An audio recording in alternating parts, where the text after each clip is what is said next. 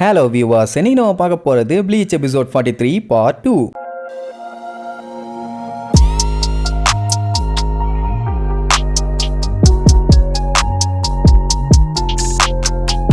Open பண்ணா போன episode அந்த குடிகார பையன் நம்ம ஒரியுமேவை தூக்கிட்டு குடு குடு குடு குடு குடுன்னு ஓனால அவ கத்துவா கதறுவா விறா வீணா போனவனே நாத்தான் தாங்க முடியலன்னு அவன் அட கொஞ்சம் பேச்சாம இருமா, என் பேரு மக்கிசோ, மக்கின்னு கூப்பிடுவாங்க, ஸ்குவாட் 11ல இருக்கேன்பா, அதெல்லாம் எவன்டா கேட்டான் நீ இறக்கி விட்றான்னு சொன்னா, நான் இத்தனை வருஷமா சண்டைன்னு வந்துருச்சுன்னா குழந்தைங்க பெண்கள் யாரையும் அந்த இடத்துல காயப்பட விட மாட்டேன் அப்படி இப்படின்னு எவ்வளவோ சொல்லுவான். கேட்காம அவனை ஒரே கடி, அவன் கடுப்பாய் அவ பொடனிலே ஒரு போடு அங்கேயே வாங்கிடுவான். என்ன பண்றது, அடிக்க வேண்டான்னு பார்த்தா கேட்க மாட்டேங்கிறாளே. அதுக்கப்புறம் அவன் பாட்டுக்கு புலம்பிட்டு இருப்பான். அவன் தான் மயங்கிட்டாளே. ஐயோ சரி ஓகே, அவ எந்திரிச்சதுக்கு அப்புறம் மன்னிப்பு கேட்டுக்குவோன்னு வேகமா ஓடுவான். அதே டைம் இங்க மயூரி, ஏண்டா என் கையை எப்படி டேமேஜ் பண்ணிட்டியே, இதை செட் பண்ண எனக்கு எவ்வளவு நேரம் ஆச்சு தெரியுமான்னு அவனோட கையை அப்படியே கழட்டுவான். இஷிடா பார்த்து பயந்து போய் பேக் அடிச்சிருவான். ஏன்னா இப்படி ஒரு விஷயத்த அவன் இது வரைக்கும் பார்த்ததே இல்லை. பின்ன அவன் கையை அவனே கழட்டினான்னா ஆக்சுவலா அது நார்மல் கையாலாம் இல்ல, மெக்கானிக்கல் மாதிரி தான் இருக்கும். பட் அவன் என்ன பண்ணுவான், அதை புடிங்கி போட்டுட்டு லைட்டா வலிக்குதுன்னு சொல்லிட்டு ஒரு இன்ஜெக்ஷன் ஒன்று போடுவான். புது கை ஒன்று வந்துடும். இது நம்ம பயலுக்கு இன்னும் பீதியாகும். இப்போ மயூரிக்கு ஷீல்டை உருவாக்கின நம்ம ஒரியுமே தான் வேணும்.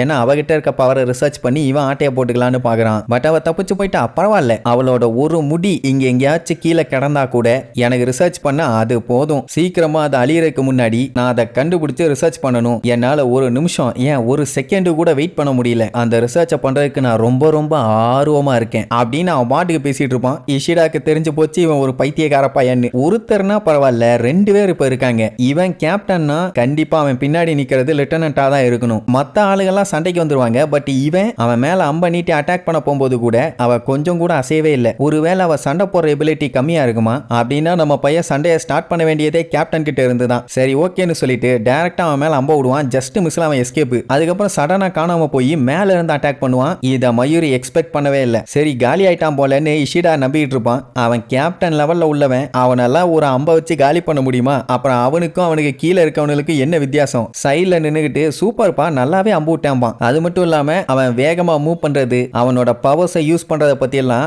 ஒன்னா எக்ஸ்பிளைன் பண்ணுவான். அதாவது நம்ம இஷிடா எப்படி அட்டாக் பண்றானோ அதை. ஏன்னா இந்த அளவுக்கு எங்க இருக்கவன் எப்படி ஒரு விஷயத்த மாஸ்டர் பண்ணி அட்டாக் பண்றது ஒன்றும் சாதாரண விஷயம் இல்ல. சொல்ல போனா நீ டேலண்டான ஆள் தான், ஆனா அதுக்காகலாம் உன்னை வச்சு ரிசர்ச் பண்ண முடியாது. பேசாம இங்க இருந்து ஓடிரு. உன் கூட சும்மா சண்டை போட்டுலாம் இருக்க முடியாது. எனக்கு அந்த பொண்ணை கண்டுபிடிக்கணும், அவ தான் இப்போதைக்கு எனக்கு ரொம்ப ரொம்ப முக்கியம் அப்படின்ட்டு எவ்வளவோ சொல்லுவான். அவன் சொன்னா இஷிடா கேட்கவா போறான். சரி என் ஸ்வாடை வச்சு சட்டு புட்டுன்னு உன் சோழியை முடிச்சிடறேன்ட்டு கத்திய உருவான். அப்போ அவன் பாடியில இருந்து பயங்கரமா பவர் வெளியில வருமா. அதை பார்த்துட்டு நம்ம பையன் மிரண்டுருவான். என்ன இந்த அளவுக்கு பவரான்னு. அவன் எடுக்கிற ஸ்வாடோட பேரை சொன்னோன்னு அது டிரான்ஸ்ஃபார்ம் ஆகும். இஷிடாக்கு இதை பத்தி முன்னாடியே தெரிஞ்சிருக்குது. அதை அப்சர்வ் பண்ணி அட்டாக் பண்ணும். அதை டைரக்டாலாம் அட்டாக் பண்ண முடியாது. என்ன பண்ணலான்னு யோசிச்சுட்டு இருக்க அந்த டைம்ல சடனா குறுக்கால அந்த லெப்டினன்ட் பூந்து அவனோட அம்பையும் அவனையும் பிடிச்சிக்கிட்டு மேல இருந்து கூச்சிருவான். என்ன பேசாம தானே நின்றுட்டு இருந்தா, ஏன் சடனா இப்படி பண்ணிட்டு இருக்கான்னு யோசிச்சுட்டு இருக்க அந்த கேப்லயே பாஞ்சி வந்து அவளை தள்ளி விட்டுட்டு இஷிடாவை குத்துவான்னு பார்த்தா அவ வயித்துல சொருகி அந்த கத்தி இஷிடா வயித்துல சொருகிற அளவுக்கு கத்திய சொருகிடுவான். இப்படி ஒரு அட்டாக் அவன் பண்ணுவான்னு எதிர்பார்க்கவே இல்லை. அது சரி, அவன் ஆளுகளையே பாம்பு வச்சு கொண்டு வந்தானே, இதை மட்டும் பண்ண மாட்டானா என்ன? அவளுக்கு அங்க ரத்தம் ஊத்திட்டு இருக்கும். என்ன அவன் டீம் ஆளையே அட்டாக் பண்றான், பைத்தியக்காரனா இவன் அப்படின்னு முழிச்சுட்டு இருப்பான். அவட்ட போய் ஒன்னும் பிரச்சனை இல்லையே, டக்குன்னு டாக்டர்கிட்ட போன்னு சொல்லுவான்னு பார்த்தா ஏன் அப்படி பண்ண, ஒழுங்கா பண்ண மாட்டியான்னு சொல்லி வாயிலே ஒரு குத்து. அதாவது நம்ம பயலோட அம்பாவை பிடிக்கும் போது லைட்டா ஸ்லிப் ஆயிருப்பான். அவன் என்ன சொல்றான், உன் கையே கிழிஞ்சு போனாலும் நீ அந்த அம்பா புடிச்சுக்கிட்டு இருந்திருக்கணும், எதுக்கு இப்படி விட்டேன்னு சொல்லி தான் அடி. அவ அப்போ என்னைய மன்னிச்சிருங்கம்பா, இதை நான் உங்ககிட்ட இருந்து சுத்தமா எதிர்பார்க்கல அப்படி இப்படின்னு அவளை இன்னும் திட்டிட்டு தான் இருப்பான். ஆடா சண்டாளா பயல, உன் எனிமிய கொல்லணும்னு உன் ஆளுகளையே கொன்னுட்டு இருக்கியா, நீ எல்லாம் மனுஷனாடாங்கிற மாதிரி யோசிச்சுட்டு இருப்பான். இஷிடாக்கு பாத்தீங்கன்னா பயங்கரமா வெட்டு வந்திருக்கும். என்ன தம்பி நல்ல வெட்டா, கொஞ்சம் கூட அலாம வலிய தாங்கிட்டு இருக்கியே, பரவாயில்ல உனக்கு தில்லு தான். எனக்கு தெரிஞ்சு ஃபர்ஸ்ட் டைம் நீ கத்தியில வெட்டு வாங்கல, அப்படி வெட்டு வாங்கி இருந்தீங்கன்னா நேரத்துக்கு கதறி இருப்ப. என்ன கரெக்டா அப்படின்னு கேட்கும்போது ஆமாடா இது என்னோட செகண்ட் டைமும்பா. அப்போ பரவாயில்லையே ஃபர்ஸ்ட் வெட்டு நல்லாவே வாங்கி இருக்க போல அப்படின்னு கிண்டல் பண்ணிட்டு இருக்கும்போது அந்த லெப்டினன்ட் இருக்கான்ல, அவன் மூச்சு விட முடியாம அப்படியே முணங்குவா. கடுப்பாயிரும். பேசிட்டு இருக்கான்ல, என்ன சத்தம் போட்டுட்டு இருக்கேன்னு. என்னைய மன்னிச்சிருங்க லார்டு மயூரி, நான் கொஞ்சம் ஹொஜிகிஷாயி எடுத்துக்கிட்டுமா, ஏன்னா இப்படியே விட்டுட்டா அவளோட காயம் லங்ஸ் வரைக்கும் போயிடும், அப்புறம் உயிருக்கே ஆபத்து. அதுக்கப்புறம் என்னால நார்மலா வேலை பார்க்க முடியாதுன்னு சொன்ன உடனே வேகமா அவளை நோக்கி போவான். சரி மாத்திரை எடுத்து கொடுத்து சரி பண்ண போறான்னு பார்த்தா அந்த காயத்திலேயே நங்கு நங்கு நங்குன்னு மிதிப்பான். அவளால வலியை தாங்க முடியல, கதறுவா. இஷிடாக்கு என்ன சொல்றதுனே தெரியல, இவ்வளோ கொடூரமான ஆளா இருக்கானேன்னு. அவன் என்னடானா என்ன இன்சல்ட் பண்றியா, உன் பாடி என்ன ஒரு வெட்டுக்கே பிரேக் ஆயிருமா அப்படின்ட்டு சொல்லி சொல்லி மிதிப்பான். இஷிடா கத்துவான், நிறுத்துடா எரும மாடு, அவளும் உன் குரூப்பை சேர்ந்தவ தானே, நீ இப்படி மிதிச்சுன்னா அவ செத்து போயிருவான் அப்படின்ட்டு கை உடஞ்ச நிலைமையில உட்காந்து நம்ம பையன் திட்டிக்கிட்டு இருப்பான். என்னடா நீ இன்சல்ட் பண்றியா, இந்த வெட்டுக்காகலாம் அவன் ஒன்னும் சாக போறதில்ல, ஏன்னா நல்லா தாக்கு பிடிக்கணும்னு தான் நான் இவளை இப்படி உருவாக்கி இருக்கேன் அப்படின்பா பாருங்க.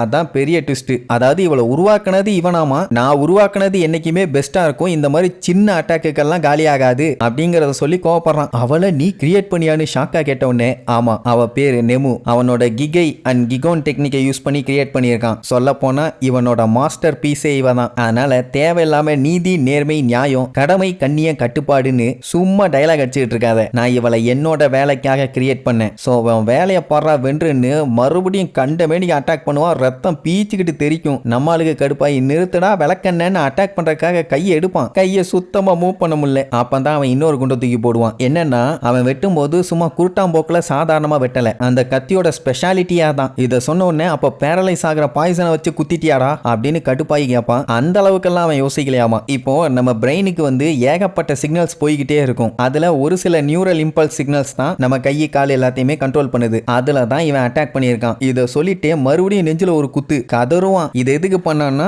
அவன் பண்ண வேலையால சின்ன சின்ன அட்டாக்கு கூட அவனுக்கு உயிர் போற அளவுக்கு வலிக்கும். அப்ப இப்படி ஒரு குத்து குத்துனானா எப்படி வலிச்சிருக்கும். சோ இனிமேட்டு அவ்வளவுதான், உன்னால ஒன்னும் பண்ண முடியாது அப்படின்ட்டு அந்த நெமுவை கூப்பிட்டு கடைசி அட்டாக் நீ பண்ணு அப்படின்னு சொன்னா அவளால மூவ் பண்ணவே முடியல. அப்படியே பேனு கிடப்பா. கடுப்பாயி நீ எல்லாம் ஒண்ணுத்துக்கு ஆக மாட்ட, நீயும் சாகுன்னு சொல்லி கத்திய வச்சு குத்த போவான். நிறுத்தடா லூசு பாயில, இனி அவளை நீ அட்டாக் பண்ண உன்னை படுக போட்டு உன் பல்லெல்லாம் புடுங்கிருவேன்பா. பரவாயில்லையே, எதிரியா இருந்தாலும் லேடிஸ்க்கு மரியாதை கொடுக்குறியப்பா. குயின்சி எல்லாருமே இவ்வளவு நேர்மையா இருப்பீங்களா? சாக போகும்போது எதுக்குடா இந்த குயின்சிகளுக்கு இந்த நீதி நேர்மை, நீங்க இப்படி எல்லாம் பண்றது எனக்கு எரிச்சலா இருக்குது அப்படிங்கும் போது தான் நம்ம பையலுக்கே புரியுது இவன் ஆல்ரெடி குயின்சிஸை மீட் பண்ணியிருக்கான்னு. இதுக்கு முன்னாடி கொஞ்சம் குயின்சிஸ் இருந்தாங்களாமா. அவனுக்கு தெரியும் அவங்க எல்லாம் ரொம்ப ரேருன்னு. ஆனா வீம்புக்குன்னே அவங்கள காப்பாத்தாம ரெஸ்கியூ பண்ற டைம் எல்லாம் டிலே பண்ணானாமா. அலேக்கா தூக்கிட்டு போய் ரிசர்ச் பண்ண ஆரம்பிச்சிருவான். அவங்க ஒன்னும் அந்த அளவுக்கு ஸ்பெஷல்லாம் கிடையாது. கடைசியா ஒரு வயசானவரை தான் நான் ட்ரீட் பண்ணேன். எப்ப பார்த்தாலும் அந்த ஆளோட அப்ரெண்டிஸோ இல்ல கிராண்ட் சன்னோ அவனோட பேரை சொல்லிக்கிட்டே இருந்தான். ரொம்ப மோசம், கடுப்பா இருந்துச்சு. அந்த ஆளோட போட்டோ பாக்குறியா?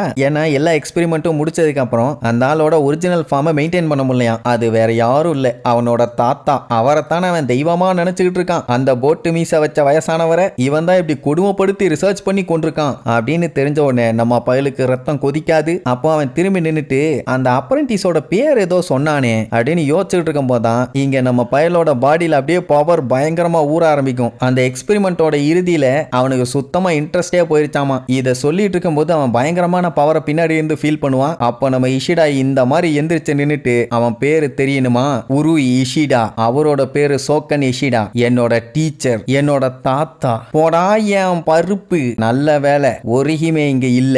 இந்த பேட்டில கண்டிப்பா அவ பார்க்க கூடாது. குயின்சியோட கௌரவத்தை காப்பாத்த நான் உன்னைய கொல்ல போறேன்டா அப்படின்னு உன்னை.